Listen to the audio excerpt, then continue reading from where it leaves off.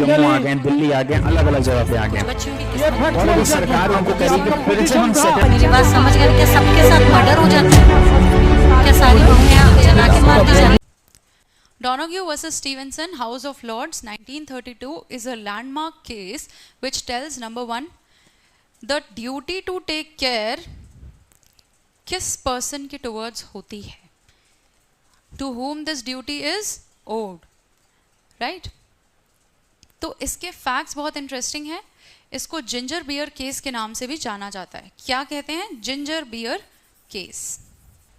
Yes. So this particular appellant, she ordered a ginger beer at a place जहाँ पे retail में beer की bottle जो है वो सर्व की जाती थी, और वो रिटेलर जो था वो किसी और से मैन्युफैक्चरर से उसको सोर्स करता था, खरीदता था, राइट? तो यहाँ पर जब ये लेडी इस बॉटल को ओपन करके एक ग्लास सर्व कर लेती हैं और पी लेती हैं, उसके बाद ये सेकंड ग्लास उसी सेम बॉटल में से सर्व करती हैं, तो इनको एक डेड डिकम्पोज्ड स्नेल की बॉडी उस ग्लास में तैरती हुई नजर आती है, ठीक है? She says that I have already had one glass of this ginger beer which has harmed my health and it has given me mental shock also. This kind of thing is appearing in my ginger beer bottle.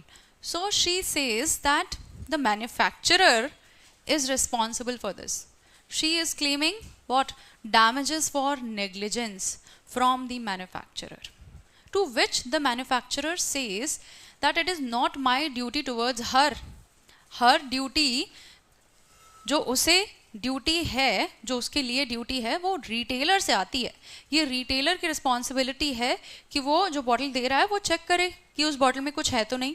तो मैं अगर ज़्यादा से ज़्यादा responsible रहूँगा तो contractual liability में towards the retailer responsible माना जा सकता हूँ, लेकिन इस लेडी के प्रति मेरी कोई ड्यूटी नहीं है. This person claims that. But in this case the House of Lords has interestingly said, keeping in mind the Heavens versus Pender case. Heavens versus Pender case का जो प्रिंसिपल था वो ही हाउस ऑफ लॉर्ड्स ने expand किया और कहा love दाई neighbour का जो मॉरल कॉन्सेप्ट है कि अपने पड़ोसी के साथ अच्छा बिहेव करना है, वो कॉन्सेप्ट लीगल जब टर्म्स में आते हैं हम तो वो चेंज हो जाता है.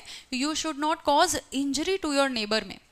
और ये जो टर्म नेबर है ये इंक्लूड करता है, ये डिनोट करता है हर उस पर्सन को जिसके टुवर्ड्स हमारी ड्यूटी टू केयर है. इसमें वो पर्सन्स इंक्लूड हो सकते हैं जिनसे डायरेक्टली या इनडायरेक्टली कॉन्सिक्वेंशियली आप जो भी एक्ट कर रहे हैं उसका इम्पैक्ट उन लोगों के ऊपर होगा. तो जब आप कोई एक्ट कर रहे हैं और आप रीजनेबली सोच पा रहे हैं कि इस एक्ट का इम्पैक्ट ABC 3 पर्सन्स पे होगा या 4 पर्सन्स पे होगा, तो वो चारों पर्सन्स नेबर्स माने जाएंगे, ठीक है? और लॉजिक कहता है इस केस में कि अगर आप बॉटल की पैकेजिंग कर रहे हैं, being a manufacturer, you should know that this will ultimately be consumed by a consumer, a customer, which means that customer is also neighbour. यानी कि कस्टमर क्या है? कस्टमर यहाँ पर ड्यूटी से आपको बाउंड कर रहा है कि आप नेग्लिजेंट एक्ट ना करें. Alright, so this was the decision. Subscribe for more content.